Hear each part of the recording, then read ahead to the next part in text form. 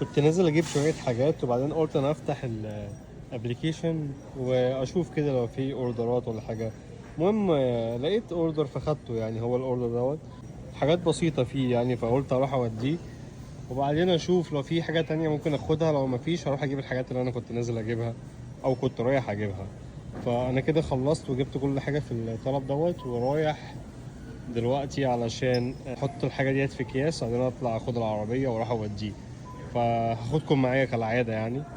وكمان في سؤال عايز اجاوب عليه مهم ودايما الناس كلها تسأله، فيلا بينا نشوفوا ايه الدنيا. احنا كده في طريقنا رايحين نودي الطلب اللي معانا، والسؤال اللي بيجيلي دايما ان هل الشغلانه ديت بتكفيني، يعني انا عارف اعيش منها وكده. قبل ما اجاوب على السؤال دوت عايز اقول لك حاجه، ان امريكا كبيره جدا وانتوا عارفين كلكم ان امريكا ديت بلد كبيره جدا. كل منطقه ليها يعني نظام مختلف، تحس ان كل منطقه بلد مختلفه، وتجارب الاشخاص هنا مختلفه في كل الاماكن. يعني كل مكان ليه تجربه مختلفه مع شخص مختلف. بس احنا عندنا في بلدنا لما حد بيقول تجربته، فالناس بتاخد التجربة ديت على أساس إن هي بتكون على البلد كلها. يعني هو لما حد يكون قاعد في منطقة ويحكي تجربته لحد، فهو الحد دوت بيفتكر إن خلاص البلد كلها كده أو المناطق كلها بتكون نفس اللي هو سمعه. بس الكلام دوت مختلف. يعني منطقة زي اللي عندي، شغلانة الوول مارت ديت كويسة، فيها دخل كويس، بتعمل فلوس كويسة يعني فيها، او عامه التوصيل. ليه؟ علشان احنا عندنا هنا في ناس كتير كسالى، في ناس كتير ما بتحبش تشتغل في الحته اللي انا فيها دي، فمعتمدين على الدليفري. فناس كتير بتطلب دليفري هنا، شغلانه الدليفري هنا كويسه جدا وبتعمل منها دخل كويس. انا حاليا شغال في شركه، ولما بيكون عندي وقت فاضي فانا بطلع اخد لي كام طلب كده، زي الطلب اللي انا واخده ده دلوقتي، فاهم؟ بس كالشغلانه ديت لوحدها كويسه، مش هقول لك مش كويسه يعني. بس فهو دوت ردي على السؤال، هل الشغلانه ديت بتكفيني؟ كويسه معايا، مش ممكن مع شخص تاني ما تكونش كويسه.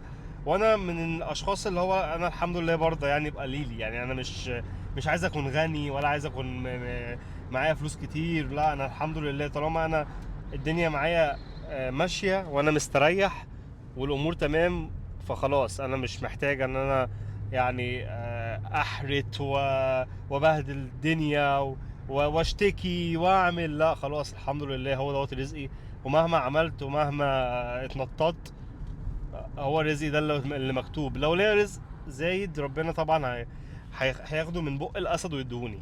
بس فانا مقتنع باللي انا فيه، فاهم؟ ممكن شخص تاني ما يكونش مقتنع باللي هو فيه وقاعد يشتكي، فعلشان كده انت ممكن تكون بتسأل السؤال دوت، او انت سمعت شخص تاني قاعد يشتكي ومش عاجبه الدنيا ومش عاجبه الحال، فانت ممكن تكون سمعته فانت فاكر ان الناس كلها زيه. لا، الوضع مختلف هنا.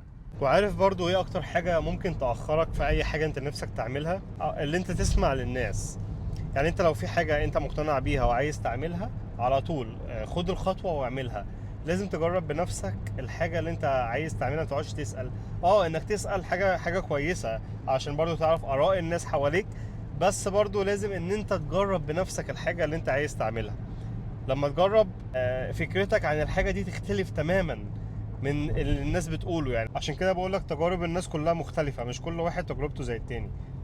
فلو انت في حاجة في دماغك عاوز تعملها، او في فكرة، في حاجة عايز تجربها، يعني مثلا ما تروحش تقول اصل الناس قالت فانا هعمل زي الناس ما قالت وكده، اصل الناس عملت فانا هي الناس بتقول كذا فانا هعمل زي ما الناس ما بتقول.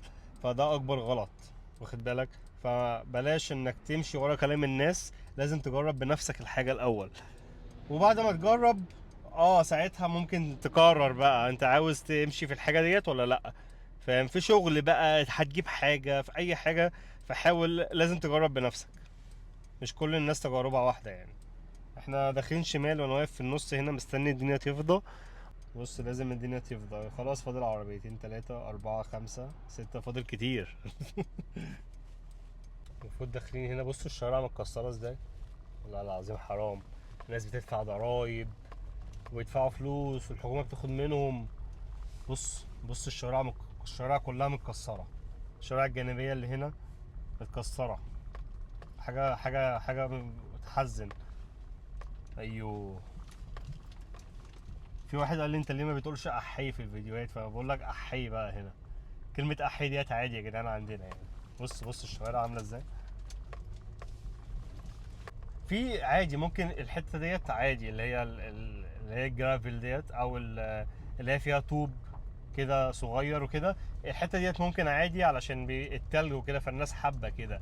لكن في اول الشارع الحته متكسره متبهدله فما ينفعش. وقدام خالص بصوا قدام برضو الدنيا متكسره هناك. احنا وصلنا اهوت وهننزلوا الحاجه في البيت ده. الدنيا بدأت تشتي تاني، الواحد مش عارف الجو دوت نظامه بصراحه.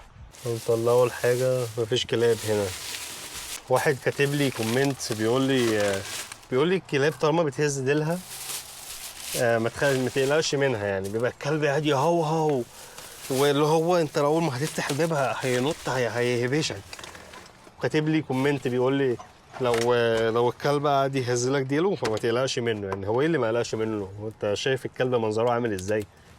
لا طبعا منه. هو دوت بقى ايه دوت لو سمعت كلام الناس فاهم انت؟ يعني انا لو سمعت كلامه وفتحت الباب عشان بيهز ديله، افرض وقف ديله فجأة يا عم، حاجة غريبة جدا.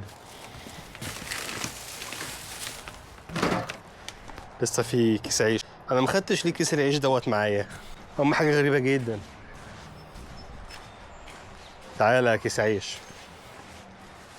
كيس العيش الشقي، اخطر كيس عيش عملته البشرية هو النوع ده، النوع العيش الابيض اللي هو ده بص من اسوأ انواع العيش. يلا ناخد الصورة المتينة، يلا بينا. زي الفل. بكرة عندي شغل في امازون ان شاء الله نعمله فيلم حلو كده. ما بقيتش اقول فيديو، بقيت بقول فيلم. بص الطريق فوق عامل ازاي. هو انت لما تمشي كده بقى تطلع الجبل فوق بقى وتعيش حياتك بقى في الجبل. ايش يا شباب، ده كان فيديو النهارده، وحبيت ان انا يعني اتمنى ان انا جاوبت كويس على السؤال اللي هو في اول الفيديو دوت. يلا سلام عليكم.